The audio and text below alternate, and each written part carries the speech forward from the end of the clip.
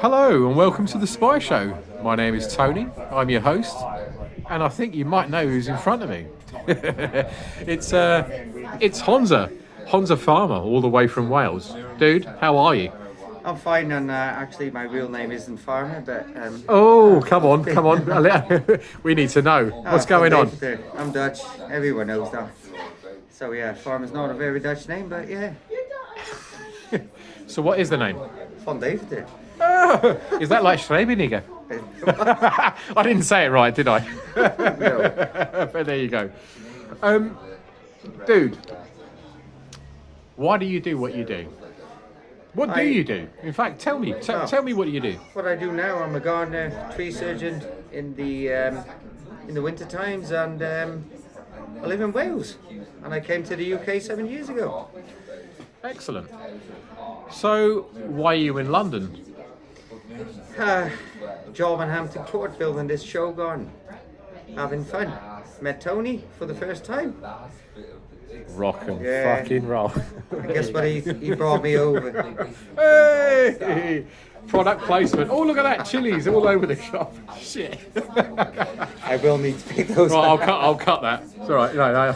There you go. So, dude, tell me what you're about. What am I about? What makes you up? What makes me up? Well, tell me, explain. What are you about? What am I about? What am I about? I'm just this easygoing guy that goes up to Brecon Beacons every once in a while and sometimes drags his little daughter along, which he sometimes likes, sometimes doesn't. Work hard, live hard, and enjoy life. Enjoy my chili friends, because chili is a big part of my life. Are you going to eat that? No, I'm not going to eat that now. No, definitely not now, because I have to make dinner later on. But So basically, dude, you're a family man, aren't you? I am a This family is what you man. do it for. Yeah. It's so important. It really is. I've tried to sort of instill this in people, but unless you've had kids, you just don't know. So no, I completely I commend you for that. I really do. It's the best way. It is sometimes quite hard to separate my own life from my family life, and it's because my daughter's quite young, and she wants to go soft play, and I do not go soft play, and I go up the mountain myself because I can't deal with that kind of stuff. But it's fun again. So sometimes I take just to alleviate the missus a little bit, and take the little one up the mountain, take her to do what I like to do. So tell me about your longboard. My I've seen longboard. that. Come on, man. You've made it all the way from Wales, and you've got a fucking longboard in tow. That's my pre-family life. That is. I used to longboard loads and shitloads. We used to longboard from Amsterdam to Paris. We've done Berlin to Amsterdam. We've longboarded through North of Africa. I've heard Amsterdam a lot. I fucking like Amsterdam. I know you like Amsterdam. Well, we know about that. We've had that discussion before, but there you go. No. I used to live around that place before I came to England and then moved to Wales. Yeah. No, that's great, dude.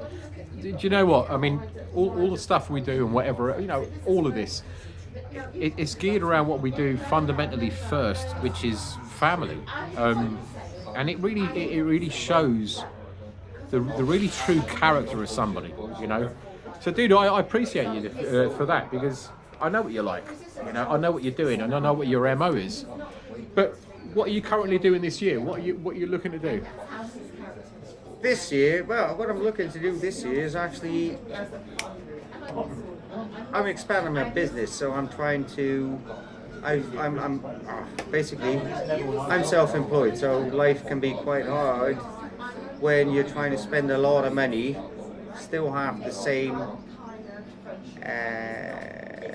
amount of money going out on spending on your house, your family, and everything you have to do, and invest in stuff into buying new tools to expand your company to a certain point where you can just sit down, relax, and say, let's go on a holiday. There's nothing like it, really, is there? You know, I mean, when you take your family there and you're relaxing, dude. Everything you're saying is for the right reasons. You know, and I can see that, and it's impressive. And a lot of people don't get it. A lot of single people don't get it. If they ain't got kids, they can't understand why people do this. But again, that will come to anybody that ends up having children. It's like they take over. You know, it's great. Oh, it's absolutely true. Yeah, that's definitely true. I mean, before that, if it's only you and the missus, you can just. Life is a lot easier, but at the same time, I think people want too much nowadays, expect too much nowadays. Be happy with what you got. Well, definitely that, and you can make a lot more happen with just what you got instead of worrying about what you want to have. I think half the problem is people want a lot more than they probably need, you know. And a lot of the time, you sit there and you just think, you know, you should be happy with what you have, and a lot of people don't. You know, they strive for a lot more. So it's good to see you in that sort of vein of thought, dude. It really is. But let's get on to some serious stuff.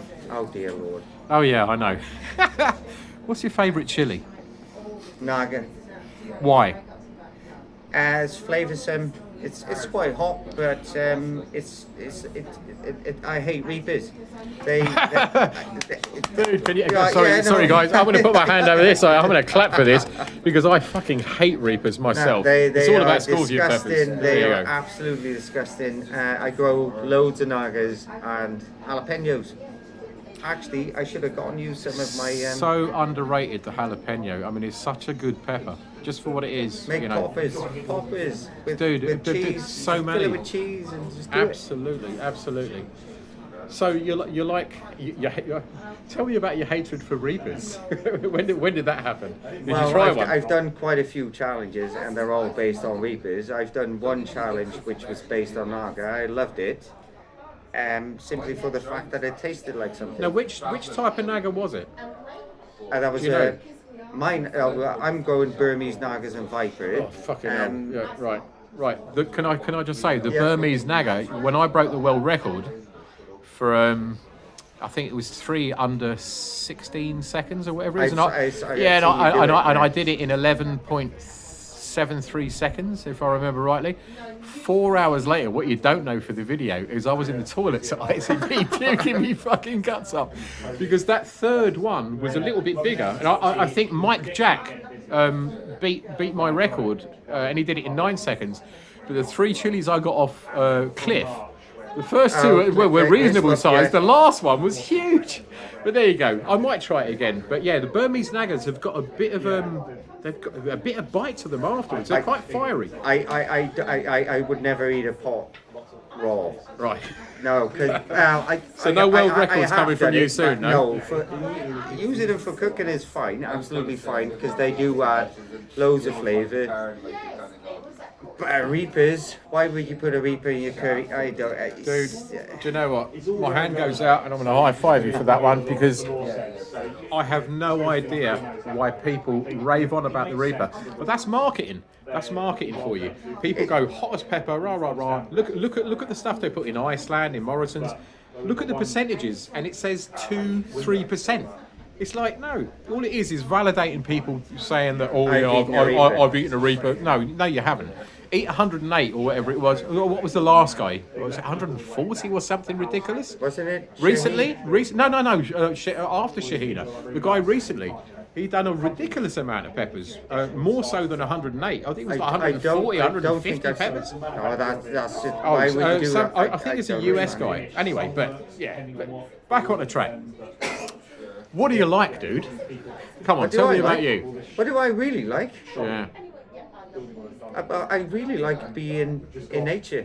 That's what I really like. It's I like fantastic, going isn't it? up the hill on my own or with a mate and just staying there for 1 or 2 days, going up the mountain, coming down the mountain and coming back home then after that. There's nothing like it, is there? Just relax. It's brilliant, isn't it? Yeah. I mean, as I was saying to you earlier, when I lived in Cornwall, it was fantastic because you're not around people. I know it sounds Well, wrong. that's one thing, but I work with people in the work I do. I love my clients, and the clients I don't like, I leave. I just say it's Can I just say for the record, I also work with people, but the clients I work with tends to be politicians and people like that, and I don't fucking like them. But There you no, go. that's the good thing. I like being on my own for a couple of days just to relax, get my head cleared, and come home and be with my family. And the other thing I like is just going out there and feeling human. Detaching. Yeah, detaching. Absolutely, dude. I absolutely commend you for that. Next question. What scares you the most? Be honest. What really scares you the most? I'm talking about everything here. World, globally, what scares you the most?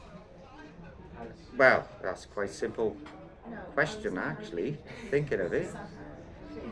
It'd be losing my family. Dude. Again, you know, I want to put... Is it a high five for that one? Because it is. It's I don't all have about that. phobias. I don't have any. Well, I don't have any real phobias. But yeah, we see a snake. That scares you. It scares you. What scares you the most, if you think about it, yeah, losing my family. Dude, from what I figured from you already, I mean, I've known you for years. Yeah, Literally. well, yeah. But we've only right. met today, Yeah. and I see your integrity. I really do, and it's good in that respect. And it is that when it comes down to it, you can be the toughest fucking motherfucker and geezer in the world and whatever else. But when you're family, when it comes down to family, it really takes over. You know, and a lot of us are driven to do what we do because of family. You know, is that the case with you? This is obviously why you do what you do. Well, yeah, I haven't created a family, but the missus and I have created a family together, and you know, we're bound to that now, because when I came to the UK from Holland, I came to England. I lived in England first, and then I lived in a caravan for 2 years on my own, and I basically created a whole annex around my caravan made of hazelwood with a stove in it where I used to cook on. And then I met the missus, and a year and a half later she got pregnant. Obviously that was my fault, but no, we had a kid. I hope so. Well, I'm quite sure, because she's exactly the same as I am. But no, now we live together. So I moved from a caravan into a nice house in Swansea now. Well, I'm glad you met your missus that way, because if I'd have met you at that point and you had a log cabin in the woods, dude, I'd be shacking up with you. It was good. It was really good times. Those were really, really good times. So did I say it already? But what scares you the most? Losing my family. And it is. Yeah, we've done that. I'll edit that. No worries. So tell me about what you do in your spare time, Honza. Well, that's basically what I say. I go up to mountain, but I do enjoy working on my garden quite a lot, which the missus doesn't enjoy as much, because she'd be looking after the kiddo and blaming me for whatever she fucks up in the house. But no, it's only I enjoy just taking a little small bag for a day track and just going out. So when did you actually come over here? 7 years ago now. It was 7 years. 7.5 years ago. Was there a reason for you coming over? Anything specific? No, I didn't really. Yes, yes and no. I wanted the adventure, and an old friend of mine set up a small holding, and he asked me if I would manage that. I managed the small holding for a year and a half, and then he went tits up, bankrupt, and he basically kicked me out on the road. And then I worked on a vineyard whilst I was getting moved, and I basically raised enough money to buy a two-berth caravan, which was towed out by a friend of mine onto the land he was looking after, and basically just put there next to a brook where I could bathe in. and I had enough money to buy an air rifle, and I shot rabbits, squirrel, and pheasants. And this is real, like. If I wanted a pint, I'd sell a pheasant for a pint. And then I picked up gardening. You were a poacher. No. This wasn't. No, I wasn't a poacher. No, this was all legal. It's okay. It's okay. No one's going to grass you up, brother. Anyway, there were crayfish in the brook as well. But yeah. So, what was the question again? Anyway, dude, you've covered it. And do you know what? Dude, you have to say no more. I know everything about you. You know, and it's been good. It's been finally, after all these years, knowing you on Facebook, you know, as such, and actually get you know, having a couple of beers and getting this out of you. You know, it's lovely to know. Just my life. It's quite simple. Like, I enjoy that. So the next question I'm going to ask you is, who are you going to call out? Who do you want to see interviewed? I mean, I'm trying to go as in depth without going really in depth with all this. I know who I want to see interview, because that's going to be a really fun interview. I want to see Dan Reed. Dan Reed, right? I'll tell you what. I'll say this now. You know, I'm caught up with work and whatever else, but I am going to take at least a week off. And what I would like to do is come to Wales. Irena, Dan Reed. Who else is Kevin there? Tilley. Kevin Tilley, absolutely. Andrew Hurd, absolutely, because he still needs to build me a fucking chassis. Exactly. for my Red Book soapbox fucking race. That's round the corner from my house, Andrew. You need to do this, please. Anyway, right, there you go. Plug over.